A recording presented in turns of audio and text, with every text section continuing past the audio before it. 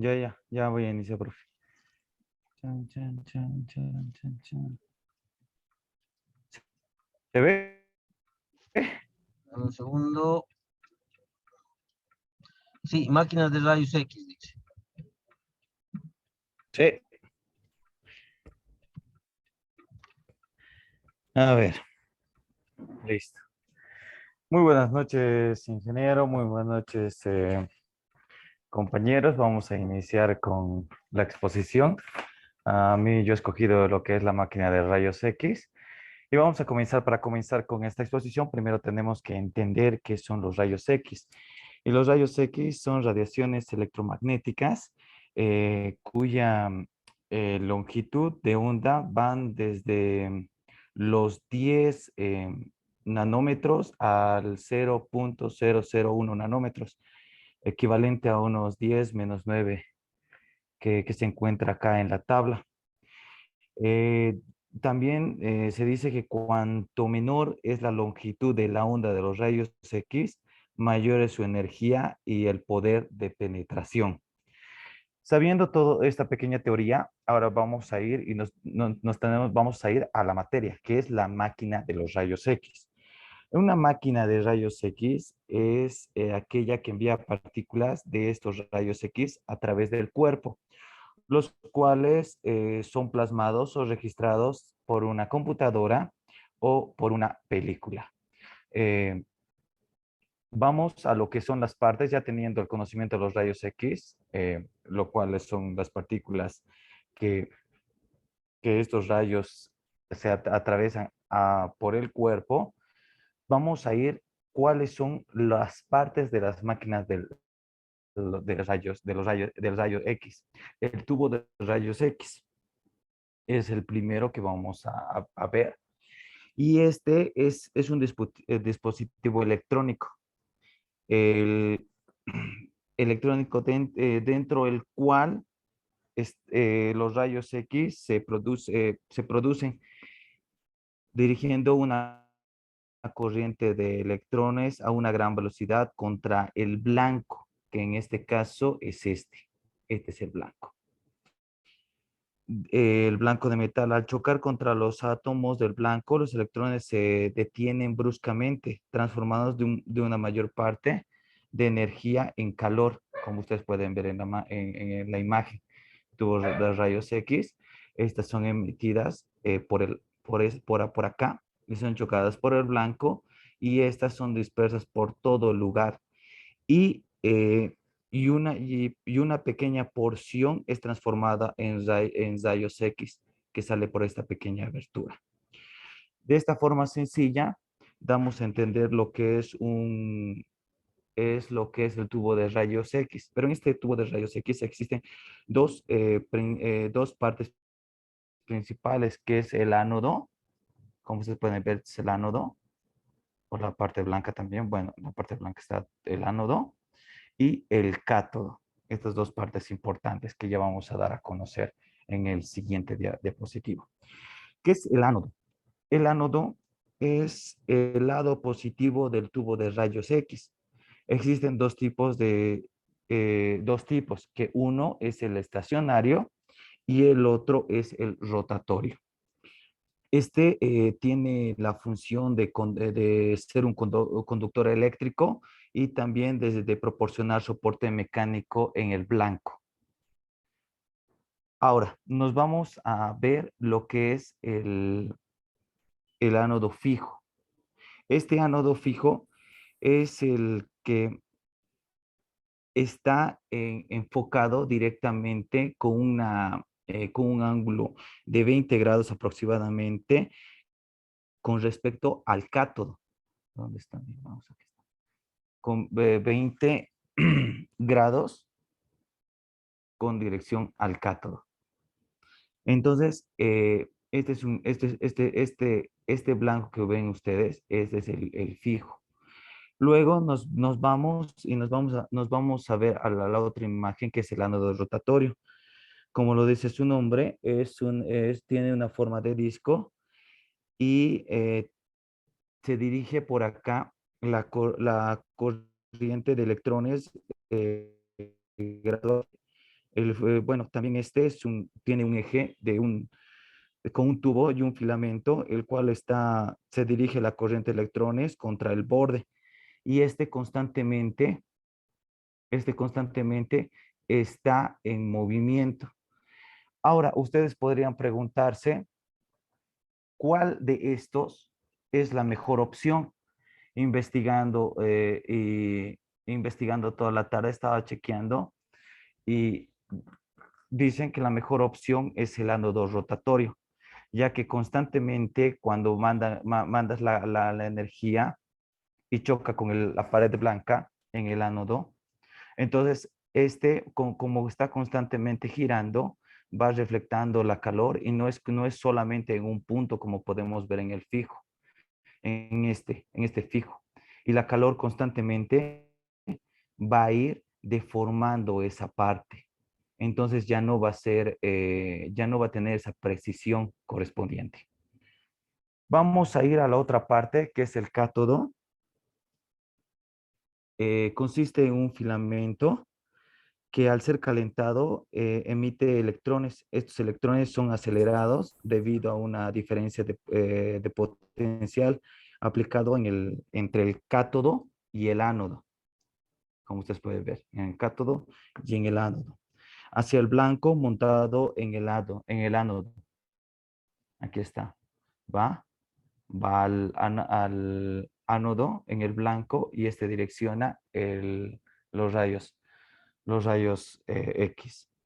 Vamos a ir en esta parte también del cátodo. Nos encontramos con el filamento, que es una espiral de alambre que emite electrones al ser calentado.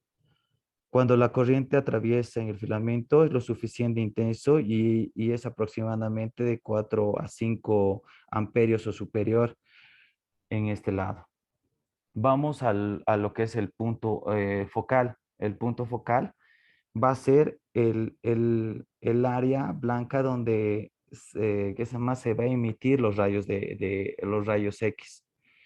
Constituye de la fuente de radiación el efecto que el tamaño del punto focal ejerce sobre la cantidad de los rayos X, que es muy importante, como ustedes pueden observar. Cuanto más pequeño, dice, cuanto más pequeño el punto focal, mejor es el detalle de la imagen para poder plasmar en lo que es la computadora o ¿cómo se llama? En la placa. Vamos a la carcasa protectora. La carcasa protectora es el tubo de los rayos X. Siempre está montado por una carcasa protectora que ustedes pueden observar en la imagen, formada de plomo y diseñada para controlar los serios problemas que afecta a la radiología en sus principios, que es la exposición a la radiación y descarga eléctrica. La carcasa protectora proporciona el soporte mecánico al tubo de los rayos X. Y las partes que ustedes pueden observar en la imagen son las siguientes. Uno es el rotor con disco de ánodo, como ustedes pueden observar, aquí está el disco de ánodo. El cátodo, el proveer de filamentos, aquí está. Luego tenemos la salida de alta tensión del ánodo y tenemos la salida de tensión del cátodo. Tenemos el estator, seguida de la ventana de radiación. Luego tenemos el casco de protección, la fuelle de expansión. Luego tenemos lo que es la carcasa del colimador. El 11 y el 12 son las láminas de limitación de radiación y el 13 es la radiación útil que nosotros vamos a ejecutar en el paciente. Vamos a ver cuál es el funcionamiento del tubo de rayos X. Este es el aparato eléctrico que permite el control y el funcionamiento del tubo. Consta de ciertos números de componentes básicos como el transformador, como ustedes pueden ver, aquí está el transformador. Luego tenemos el autotransformador, el rectificador, el autotransformador, ¿dónde está aquí? Hay otra imagen, vamos a ver el rectificador con más detalle. el transformador de alto voltaje, también tenemos el transformador de bajo voltaje y todos estos componen el funcionamiento del tubo del tubo de rayos X para que el tubo pueda funcionar, ya que hemos visto todos los componentes del tubo de rayos X, aquí está el funcionamiento para lograr todo esto. Continuando, vamos a los aparatos generadores de rayos X. Estos aparatos de generadores de rayos X son aquellos que vamos a describir, que son vamos a describir continuamente acá, que son los accesorios principales, aparte del tubo de rayos X, que es el autotransformador, el transformador de alto voltaje, el rectificador, los transformadores de bajo voltaje para el filamento de la válvula y el transformador de voltaje para el filamento y vamos continuamente con el tubo de rayo X para lanzar lo que son los rayos X para lograr el resultado correspondiente. Como ustedes pueden ver en el diagrama, tenemos la entrada del corriente, aquí tenemos el autotransformador, el voltímetro, su transformador de alto voltaje, el rectificador, para continuamente dar los rayos X que tenemos aquí el ánodo y el cátodo. Tenemos también la bobina de resistencia y el transformador para el filamento. Ahora, conociendo todas estas partes de lo que son todos estos detalles, vamos a ver lo que son los mantenimientos respectivos. Este mantenimiento respectivo va a ir al mantenimiento preventivo del equipo de rayos X, el cual nos indica que si vamos a tener un equipo de rayos X, primeramente, si es nuevo, tenemos que hacer un mantenimiento a los 30 días posteriores, en el caso de que sea nuevo. Y constantemente después de los 30 días se hace una planificación cada 6 meses a partir de los 30 días que ya se ha hecho. Por seguridad, antes de poder nosotros de poder ejecutar el mantenimiento preventivo, tenemos que apagar el equipo para poder trabajar en este tipo de mantenimiento y hacer el chequeo necesario para todo esto. También hay una advertencia, como este equipo también trabaja con una cantidad o un banco de capacitores, tenemos que esperar, después del apagado, tenemos que esperar como unos 6 minutos o algo así para que nosotros podamos, para la descarga de este banco de capacitores, unos 10 minutos, exactamente 6 a 10 minutos para la descarga total de los capacitores y así tener un mejor trabajo sin correr el peligro respectivo. Luego vamos a ir a lo que son las calibraciones, la verificación de la precisión de los kilovatios, los microamperios, que es la calibración según lo necesario en esta máquina. Luego hacemos la revisión de los relés, controlamos los contactores electromecánicos y los relés en busca de picaduras, malos contactos, piezas sueltas o faltantes y reemplazar si es necesario, pero tenemos que verificar la placa y hacer el mantenimiento como cualquier otra placa. Entonces, con el limpiacontactos, ver si hay alguna picadura, si la soldadura está seca para poder soldar y todo eso verificando. También vamos a verificar lo que son los transformadores de alto voltaje dentro de los rayos X y hay que verificar el aceite del transformador, el nivel del aceite adecuado, que debe ser dentro de un cuarto por debajo del lado inferior de la cubierta. Luego vamos a ver de forma audible y visible, conforme al indicador audible, que si está sonando, si está funcionando bien, la posición de los rayos X, el indicador visual, que indica la producción de rayos X y el funcionamiento correctamente, porque se escucha cuando se enciende, se escucha cómo funciona ¿qué se llama? El ánodo, el funcionamiento y también la visualización de este. Verificando todo eso, pasamos al mantenimiento también de la estructura. No nos olvidemos el mantenimiento de la estructura, el cual hay que hacer,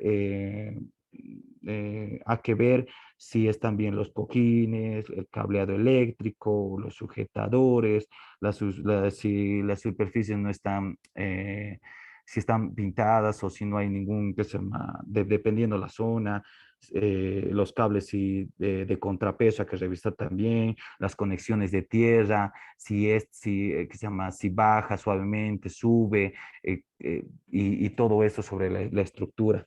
Luego vamos a ir a lo que es el mantenimiento del colimador. Este es el colimador, el cual tenemos que revisar un mantenimiento adecuado para garantizar el cumplimiento reglamentario, el cual es hay que hacer las pruebas para realizar, el ver el tamaño mínimo del campo, la definición visual de los rayos X al campo de luz. Luego de ahí, la intensidad de la iluminación y el campo de luz también hay que revisar, las indicaciones del tamaño del cuerpo y la calidez de las. También no nos olvidemos que todo equipo de rayos X cuenta también con una batería para los movimientos de las cabeceras, para las entradas, también para las subidas. Y hay que revisar y hay que ver el tiempo de vida de cada batería que en el manual dice que son 3 años. En estos 3 años hay que hacer el cambio respectivo de esto y verificar también eh, los, los, eh, los contactos, si están bien los contactos, si los cables no están secos y todas esas revisiones en el dispositivo, y todos esos dentro de esto. Esto se hace dentro del mantenimiento preventivo de lo que es la máquina de rayos X. Bueno, muchas gracias por su atención. Cualquier pregunta, consulten con Belinge. ¿Alguna preguntita? Dale, gracias, gracias, Denis. La verdad ha sido muy amplia la explicación. La verdad es que me gustó mucho. Eh, Tengo algunas preguntas acerca del mantenimiento. Dígame. Ya. Eh, a ver, no sé si tienes la diapositiva ahí del tubo. Del Quiero ver el tubo. filamento, sí. ¿Dónde está el tubo? Tubo de rayos X, sí. Sí, sí, aquí está el tubo. El Parte tubo de del... rayos, el tubo de rayos X es un componente que más se gasta en el equipo, ¿ya? Pero estoy hablando Sí, de un tubo normal que dura aproximadamente 100.000 disparos, ¿ya? Entonces, a ver si se puede ver el filamento ese, el filamento, el fino y el eh, largo el filamento del coso del... del tubo. Ahí está, el filamento. ah, Ahí estaba, ¿no? El filamento, ¿no? del cátodo, ¿verdad? Aquí hay Sí, uno del cátodo. más. Aquí Ah, está. ahí están los dos filamentos, ¿no ve? Filamento, el largo, o sea, se dice el fino o el grueso, el fino o el largo. Son dos. Cada filamento está en función de la energía que va a proporcionar. Pero ese filamento también está para cada perfil de un paciente. Digamos, el grueso fácil puede hacer extremidades, póngale, porque tiene un alto grado de penetración y el otro no. Ahora, ¿a qué es lo que me voy? ¿Hay algún mantenimiento en función de los filamentos? Yo en clases he hablado mucho sobre esto. Perdón, Inge. ¿Existe algún mantenimiento el tubo para el filamento, para los filamentos dentro de los equipos de rayos X? No, directamente es el cambio. Ya. Ahora, mira, esto es así, ya que estás en rayos X. Fíjate que cada vez que hay un disparo, o sea, ¿cuánto es la temperatura dentro del tubo? ¿Más o menos has investigado? La temperatura, un ratito, ¿cuánto era? No, esa no, no, no, no, Ya. no he Ponele, investigado. estará pues a 300 grados más o menos, tal vez más, ¿ya? Es muy elevado. Y esa temperatura se debe aquí al calentamiento del filamento y también del choque de los electrones, ¿no? O sea, del cambio de los electrones, o sea, porque está viendo dentro del filamento, si tú ves alguna foto en el YouTube o en el Google, los electrones están saltando encima del filamento, ¿no? O sea, están excitados. Entonces eso produce que haya temperatura, ¿ya?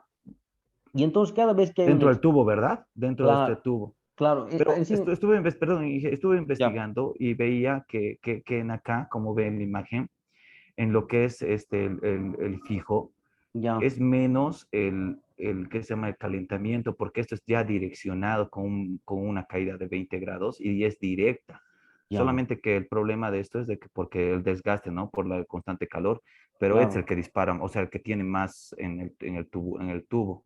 claro, sí, sí, sí. O sea, se pone así, se pone un motor, o sea, se dice el tubo de ánodo rotatorio, para que el desgaste sea continuo y no sea en el mismo punto, ¿no?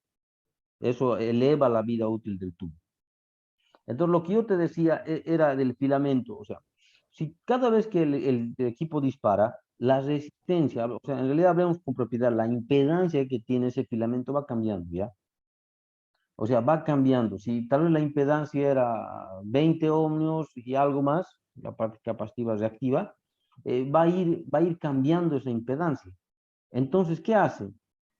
Los valores que le vas a suministrar al equipo de voltaje y de corriente van a ser diferentes, porque los valores del generador, o sea, si ustedes ven en líneas de transmisión, los valores del generador están mucho en función de la carga, de la impedancia de carga y también la impedancia de línea. En este caso, la línea es el aire, o sea, o el salto que va a hacer, pero eso es constante. Pero lo que va a ir cambiando es la resistencia, ¿no? La impedancia de esta cosita. Entonces, un procedimiento para poder hacer el mantenimiento, o sea, tú que estás metido ahora en rayos X, Denise, es Sí. hacer la adaptación de tubo, ¿ya? Entonces, eso en el manual lo podemos encontrar, es la adaptación del tubo. ¿Qué es lo que hace la adaptación del tubo?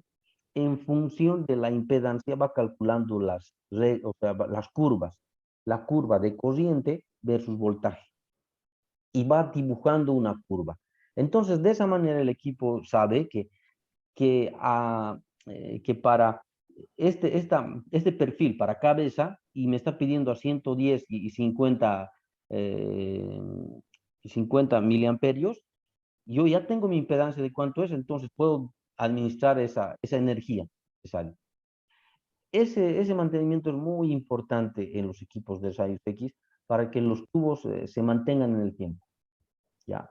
Eso quería agregarlo, Lenis. No, gracias, Inge. ¿Ya? Luego, no, muy buena presentación, la verdad que muy detallada. Una pequeña pregunta, Inge. Sí, Yo sabía que los capacitores, al ser de alta, o sea, son fuertes, ¿no? Siempre se quedan con bastante voltaje y ya, generalmente no es que se descargan solo. Generalmente yo, por ejemplo, cuando hacía arreglos de microondas, no sé, yo hacía una descarga manual con un desarmador para que elimine el voltaje que se queda en los capacitores. Pasa lo mismo en los rayos X. a ver, en rayos X lo que he visto, ¿qué etapa estarían los capacitores? En equipos portátiles he visto, más que todo. Y en la parte de la rectificación del inverter, o sea, del banco de baterías, porque eso es DC la corriente, ¿no? Y la tienen que volver alterna para poder poner el autotransformador y de ahí poder elevar. Entonces, en una etapa de ese he visto un banco de capacitadores para poder, después de la rectificación, de alguna manera volverlo o mantener la tensión, algo por ahí, no me acuerdo muy bien. Pero también en esos equipos portátiles hay un botón que pone una carga en paralelo al capacitor, ¿ya? Entonces te dice, presiona el botón por 30 segundos. Entonces uno presiona y lo que está haciendo es poner la carga, una resistencia, o sea, una resistencia que ellos han puesto en paralelo para que el capacitor baje. Pero eso he visto mucho en equipos portátiles de la IC. Sí, porque yo con el que estoy trabajando tiene un banco de capacitores Ya, y en el manual dice que debemos esperar como 10 minutos para que se descargue.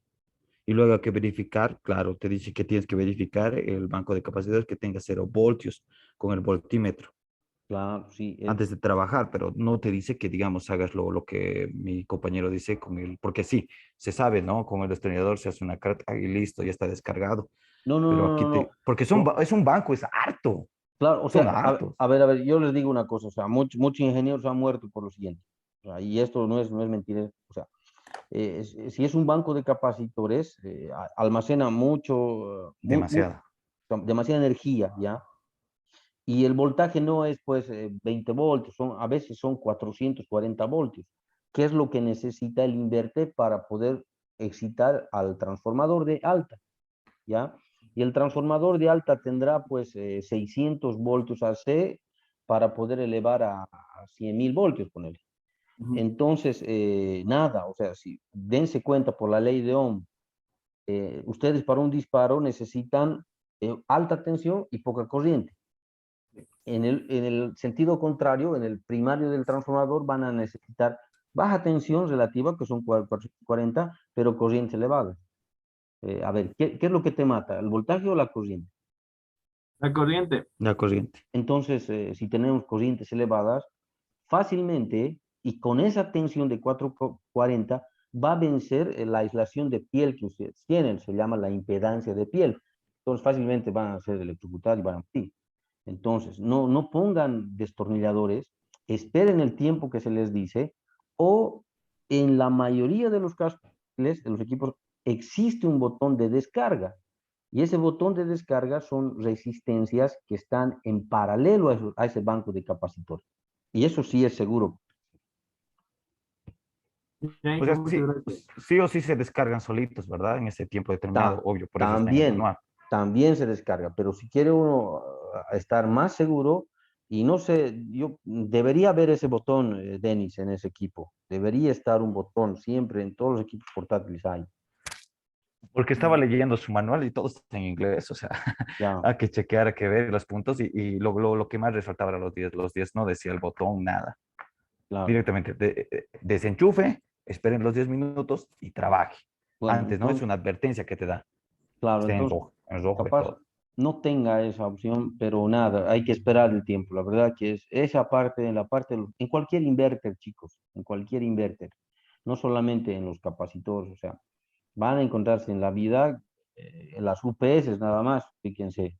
Las UPS tienen varias baterías Mm. y tiene que elevar, o sea, tiene que hacer un puente completo, un inverter y elevar, ¿no? Entonces, si ven capacitores así varios, alto, desconecten y si ven la manera de poder, o un botón, algo ahí, no esperen 20 minutos, no pasa nada. Pero el tiempo que de espera para que no hagamos con el destornillador, porque es algo que de conocimiento, wow, sí, general, se espera ese de tiempo determinado, se va a descargar solito, ¿verdad? Sí, debería descargarse, debería descargarse. De todas maneras, como recomienda también hay que medir, ¿no? Claro, Para sí, ver si está descargado o no, antes de claro, seguir. eso sí. O lo que pueden hacer también es con guantes de aislación y todo, y hacia tierra, pero no sin cortes. Lo agarran tierra del lugar, sí, bueno, el lugar también debería tener tierra, o sea, medir que la tierra exista en el sistema eléctrico donde estén y hacer el puente a tierra. Bueno, entonces, gracias, Denis. La verdad es que muy buena la explicación. Te luciste, hermano. ¿Alguien más que quiera disertar? Yo, Inge, Ya, metele.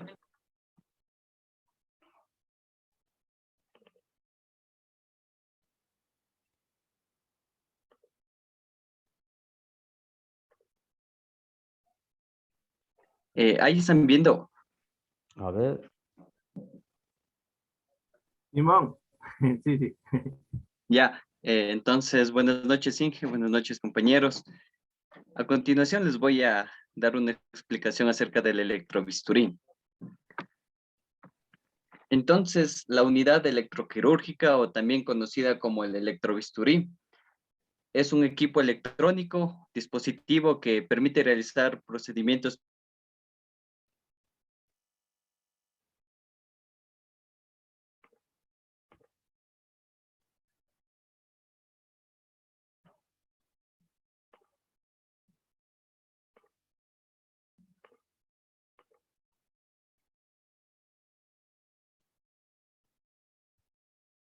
equipo de electrocirugía, el principio fundamental consiste en producir un efecto térmico por medio de una corriente eléctrica de radiofrecuencia con el propósito de cortar o coagular tejidos que lo necesiten en cualquier intervención quirúrgica. Y como habíamos mencionado, es un aparato de alta frecuencia que está por encima de los 200 kilohercios.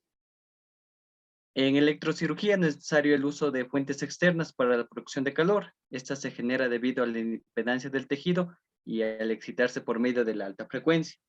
Cabe recalcar que aquí las frecuencias altas que se utiliza es para producir calor, y ya que si se utilizara frecuencias bajas, estas podrían interferir con los procesos nerviosos del cuerpo.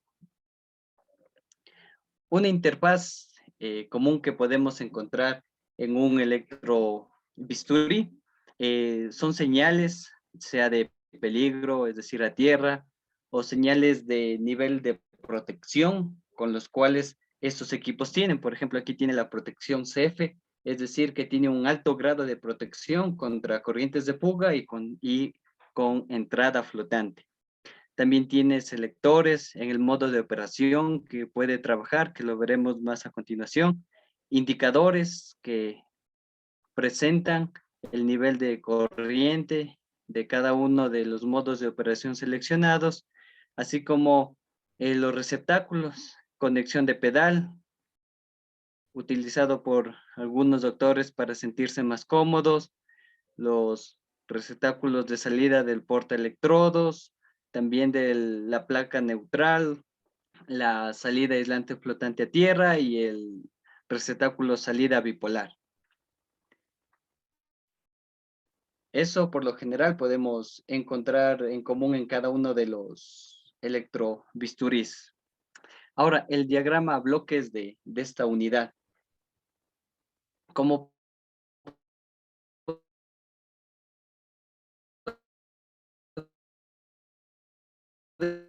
encontramos la energía general 220 voltios que es transformada a corriente continua internamente. Este, a su vez, es el encargado de proveer energía a las demás etapas que contiene este dispositivo. En especial a los osciladores que tiene internamente. Estamos hablando de los osciladores de radiofrecuencia, donde se va a generar la onda portadora, y también en el oscilador de coagulación, el cual generará la onda moduladora. Estas dos ondas van a ser mezcladas en el modulador y luego amplificadas en el amplificador de potencia según el control o selección del modo que se tenga. Y a la salida se va a tener una salida monopolar o una salida bipolar en las pinzas de electrocoagulación. Las técnicas que tiene los electrobisturí, como podemos observar, podemos encontrar 5 técnicas, la forma de onda y el mecanismo que genera. Empezando con la electropulguración, es decir, es un efecto que produce al usar un electrodo único para solamente producir chispas sin tocar el tejido. Y para ello se utiliza una onda senoidal pura que tiene un alto voltaje superior a los 2000 voltios, pero con bajo amperaje, entre los 500 a 750 miliamperios. Entonces, el objetivo aquí, con el bajo amperaje, es producir menos calor y menos destrucción tisular, tan solo generar arcos de chispas. Ahora la electrodesecación es similar a la electropulguración, utiliza una onda senoidal pura, también los mismos parámetros, pero la diferencia está en que en este modo el electrodo sí está en contacto con el tejido y no solo produce chispas, sino que esta ya produce una deshidratación por calor. Y aquí es donde se produce la hemostasia, que se logra al tocar la punta directamente del electrodo con el vaso sangrante para poder realizar esta técnica. Vamos con la siguiente, que es la electrocoagulación. Entonces, la electrocoagulación tiene como características una onda moderadamente amortiguada y utiliza un voltaje bajo de 1500 voltios con una salida de amperaje alta que está entre los 2,5 y 6 voltios.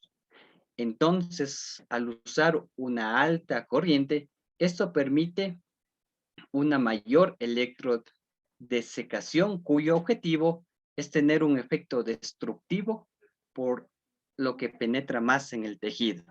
Y como vemos, aquí puede ser utilizado tanto en el modo monopolar o bipolar. Ahora la electrosección o corte puro. Aquí emplea una onda senoidal pura.